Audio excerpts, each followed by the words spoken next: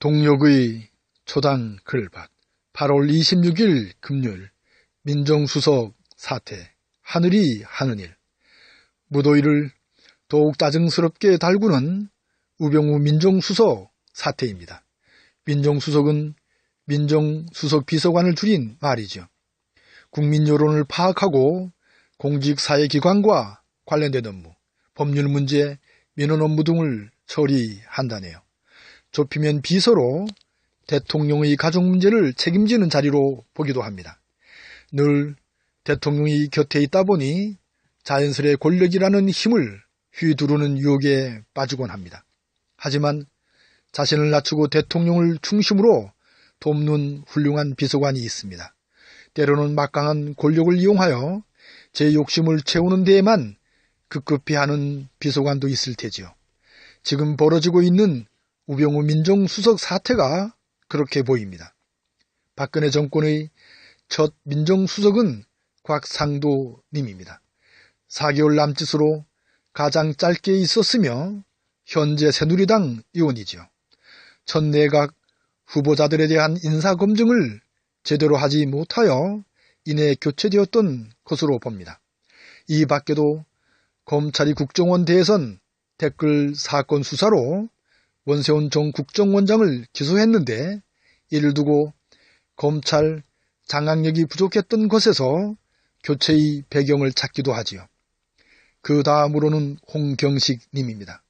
10개월쯤 자리를 지켰지만 안대의 총리 후보자 인사, 부실 검증 등으로 물러난 것으로 봅니다.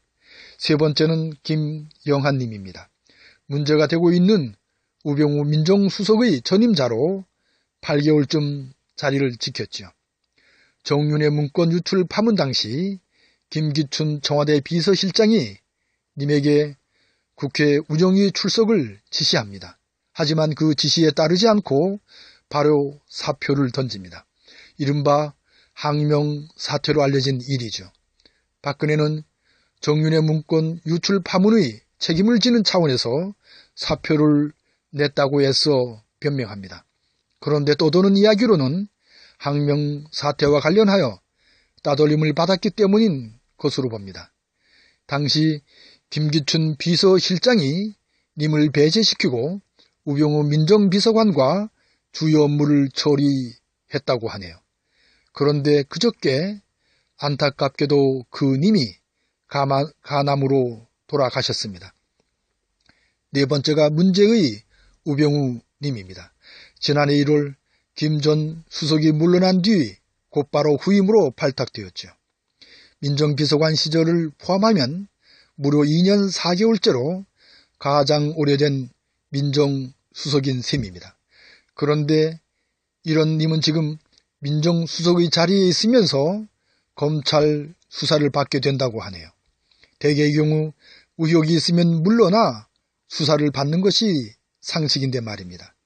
그 의혹은 아들의 의무경찰 꽃보직, 부동산 다운계약, 뇌물, 몰래 불법 변호, 탈세, 청탁, 조카의 국적 세탁, 직권 남용 등입니다. 자진 사퇴하고 당당하게 검찰의 수사에 응하라고 하지만 님은 거부합니다. 여기에 청와대에 익숙한 시나리오로 보는 이석수 특별감찰관의 우병우 감찰 누설 사건이 터집니다. 누구는 무덤을 파고 있다고 하네요. 하늘이 하는 일이 어쩜 이렇게 절묘한지.